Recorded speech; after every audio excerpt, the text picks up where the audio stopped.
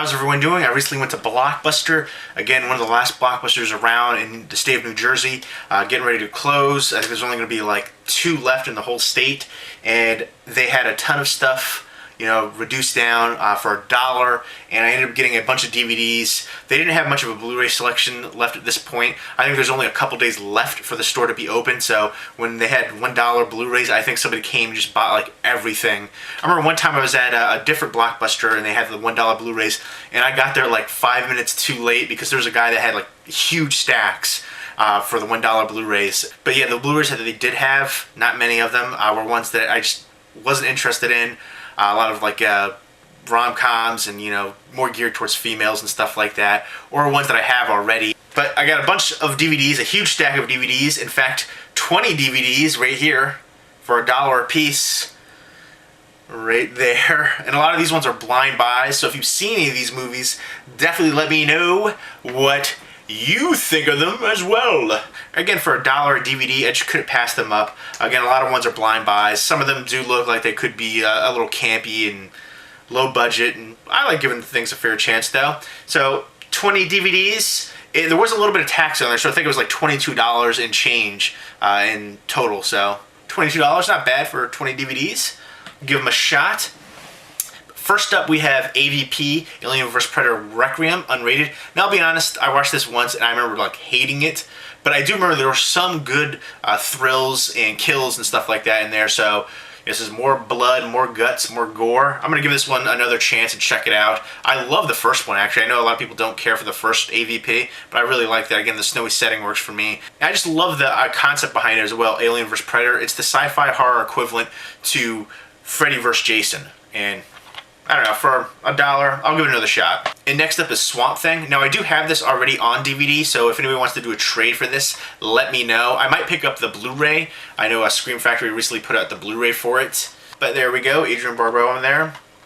Swamp Thing was a lot of fun, and I'm thinking about upgrading to the Blu-ray anyways, and I do have this on DVD already, so if anybody's interested in doing a trade, let me know.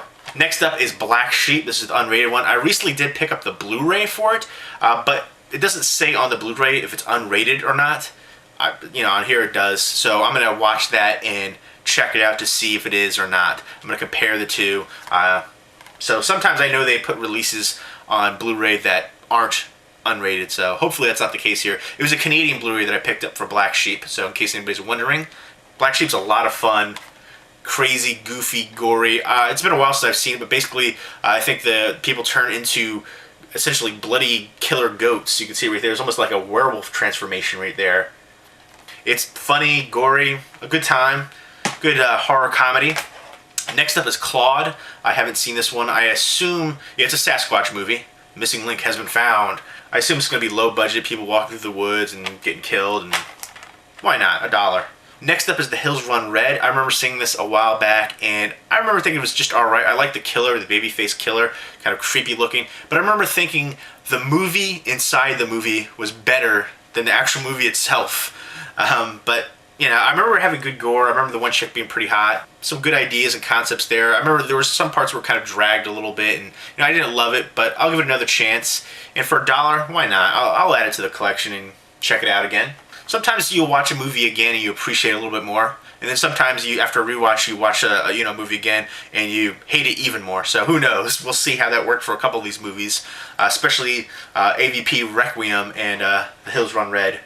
And next up is Sleep Dealer, which looks like a sci-fi horror movie.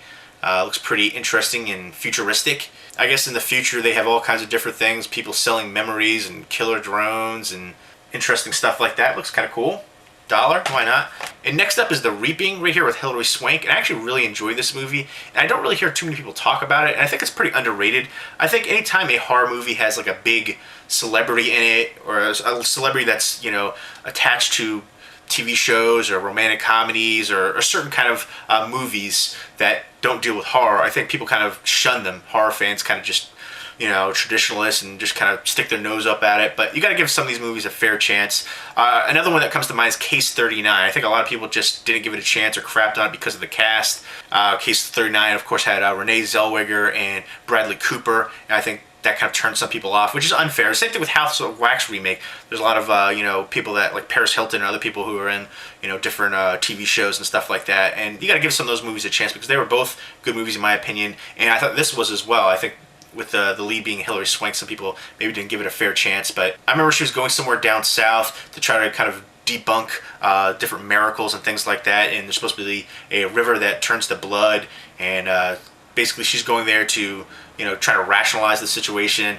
You know, different biblical plagues seem to be occurring there, and you find out there's a twist and there's a little girl involved, and I like the twist at the end. I thought it was pretty cool, and I like the movie as a whole. Very happy to pick this one up. I might pick this up on Blu-ray eventually, but for now, $1, why not? Next up is Transylvania 5000. I remember seeing parts of this a long time ago. It's been a while since I've seen it, like I said, but I'm definitely looking forward to checking it out again. Ed Begley Jr., Jeff Goldblum, Gina Davis, Michael Richards, right there. See, he was in other movies. I remember he was in UHF as well. Michael Richards, and of course, notably known for Kramer on Seinfeld. But yeah, Jeff Goldblum and Gina Davis combined again in here. They were also in The Fly together. But I remember this being decently fun and entertaining. I remember being pretty comedic. But again, it's been a long time since I've seen it, and looking forward to checking it out again. And next up is Farmhouse right here. I did see this a while ago, and I thought this one was pretty predictable. As soon as something happened, I was like, let me guess. Because there's so many movies out there that I've seen with the same premise. There's another one with Ray Wise called Dead End.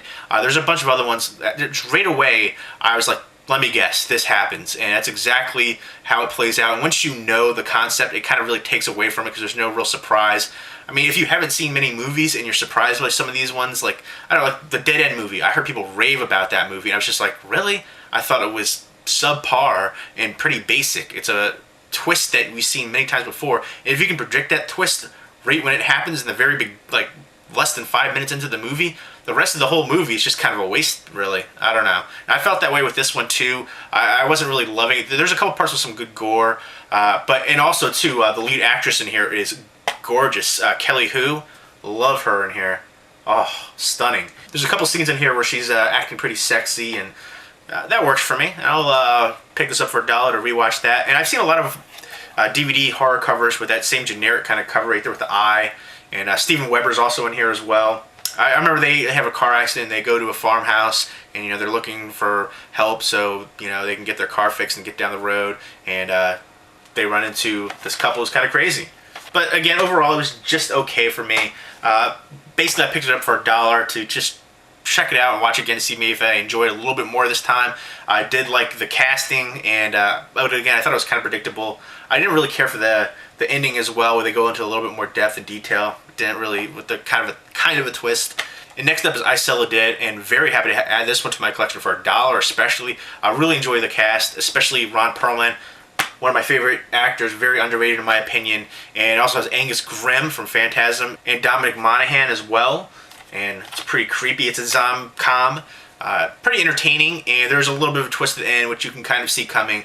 But good effects with the zombies and decently entertaining. Very happy to get this one. Next up is one that I know people hate, and it's The Happening. M. Night Shyamalan's The Happening. Now, I will say, I enjoyed this movie. I think it could have been way better. I like the concept a lot. Kind of an ecological horror. My beef with this movie that really dragged it down was the acting. It seemed like the actors weren't even trying. I don't know if they were just purposely told to subdue, you know, their emotions. It just seemed like they were going through the motions and paces and just didn't really even want to be there. I mean, the cast was pretty decent. I don't think Mark Wahlberg is a great actor, but I think he has great screen presence. And then you also have John Leguizamo, who I think is a pretty good comedian. But the more I see of him acting-wise, I'm liking him less and less as an actor every role I see him in. There was a point where I used to like him as an actor, but again, this wasn't great acting performance-wise at all. And it also has that one actress that everybody loves that I can't stand, Zooey Deschanel. She usually plays like the same typical, like, quirky kind of space cadet character. In her TV show New Girl, how is that even on the air still? She's like the least interesting character on her own show. Ugh. I just can't stand the way she talks. She's like, oh, be quiet. She's pretty, but just can't stand the roles she takes. This very similar characters over and over here, and I just kind of didn't really care for her character in this one either. But overall, I love the concept, ecological horror. I want to see more ecological horror. Could have been so much better. I still like it. I don't care. I know people hate it. I love the concept. That's what really draws me into that one. Next is one that I picked up solely to see if I will like it a little bit more. I hated this movie when I first saw it. And it's one of those ones that was one of the biggest build-up and letdowns for me. I remember seeing the trailers, and I was so excited for it. I was souped. I was like, oh, this looks awesome. It looks tense and suspenseful. And then I watched it. I was like, that's it? This movie blew. And that is The Strangers. You know, it looks graphic, but it really wasn't. I really didn't feel the tension or suspense. I was just like waiting for the movie to be over. And then the ending was such a letdown as well. It's basically just a ripoff of the French film Them. Except Them was so much better on every level. If you like The Strangers, or you like kind of like home invasions and, you know, tense movies like that, I would highly recommend the French film Them. The French are just killing it lately with all the French New Wave going on there. You know, you got Martyrs inside, Frontiers, you've got Livid, you've got so many different ones out there, and of course Them as well. And yeah, loving the French films. That's how horror should be done right there. But this was such a letdown for me. I remember watching the trailers, getting so excited, and then watching it and being so let down. One of the biggest letdowns for me. It's 2 movies in one. It includes theatrical version. Really? No. I want to see that unrated version, baby. But I'm hoping I'll maybe appreciate it a little bit more this time around. Like I said, sometimes you like movies a little bit more when you rewatch them, and sometimes you hate them more. So we'll see. Next up is Ju-On 2. I saw the first one. It, of course, it's the sequel to Ju-On: The Grudge. Haven't seen this one. Creepy. We'll see. And this is the Japanese original one right there. And next up is one that I've never even seen or heard of before. It's called Marionnaire. It's a doll horror movie. Alright, certain things creep me out horror-wise. Aliens, alien abduction kind of movies, number 1. Creepy killer kids, number 2. And then dolls. Creepy killer dolls, number 3.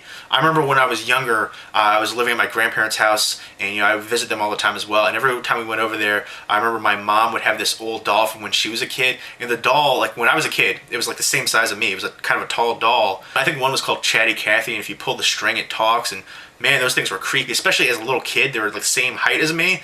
Freaky as heck, and dolls still creep me the heck out. But yeah, this one looks pretty creepy. And this one is a Japanese horror film as well. The Japanese can do some pretty visceral and atmospheric, creepy horror movies, so hoping that'll be the case here. Never heard of this movie, and never heard anybody talk about it, so why not? Next up is Robert Englund, Freddy, in The Phantom of the Opera. Looks like a more horror version of Phantom of the Opera right there, so looking forward to checking that one out. It also has Bill Nighy in here too, so that's pretty cool. Looking forward to checking that out. Next up is Side Effects. Some hot chicks, some good horror maybe, people I've never heard of. Sex, drugs, and rock and roll. I guess some different crazy orgasm drug is what it says on here. But it has crazy side effects, and I guess it turns people crazy and have a thirst for blood. Why not? Next up is Succubus, Hellbent. Do I need to say why I bought this? No, I'm just kidding. Yeah, it kind of looks like Elvira a little bit, an updated Elvira. It has Gary Busey in here, Lorenzo Lamas, Kelly Hu, which big crush on Kelly Hu, David Keith as well. So the cast is really another thing. The cover caught my eye, and then I checked the back and I saw the cast. So I'll give it a shot for that cast. So yeah, I guess it's a Succubus movie. And has a good cast, decent cast that I'm interested in checking out. Next up is Dream Slashers. Again, the cover caught my eye. Never heard about this one before, and looks pretty crazy. I guess it's about nightmares and fantasies that become true, and you know, you can't tell what's real and what's not, and it looks crazy, and why not? Give it a shot. Next up is Devil's Den. Now, I picked this one up solely for the cast. Again, Kelly Hu. She's been in a few already.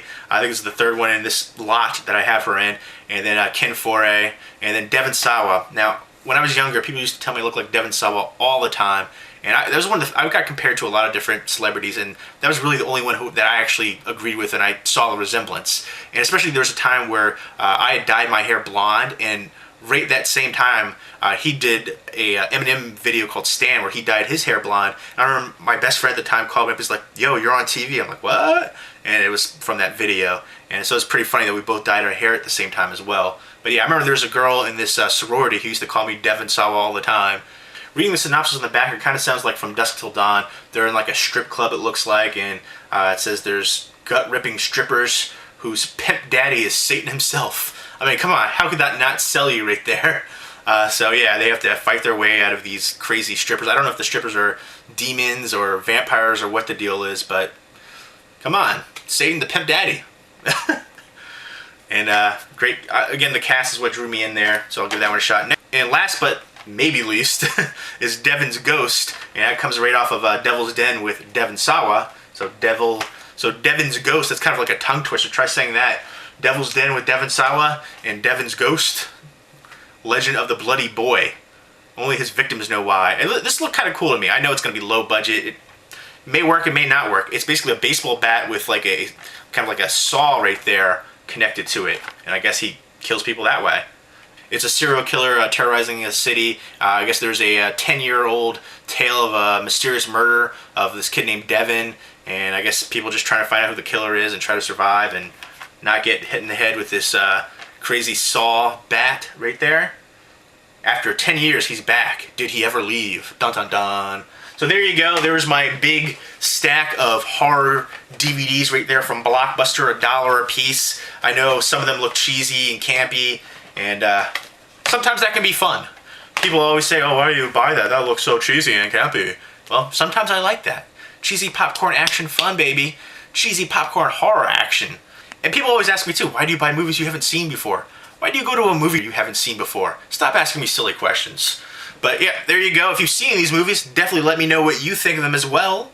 I mean, I can't beat $1 a piece. It's worth giving it a shot. Redbox is like $1.29 a rental a night, so I get to keep these, baby, if I like them. And if I don't like them, I could just poop on them, throw them out the window, chuck them to my dog, trade them, sell them. I'm sure I could make at least $1 back a piece on these. Somebody will be interested. I know there's some other horror fans out there who like cheesy horror and will give things a shot as well.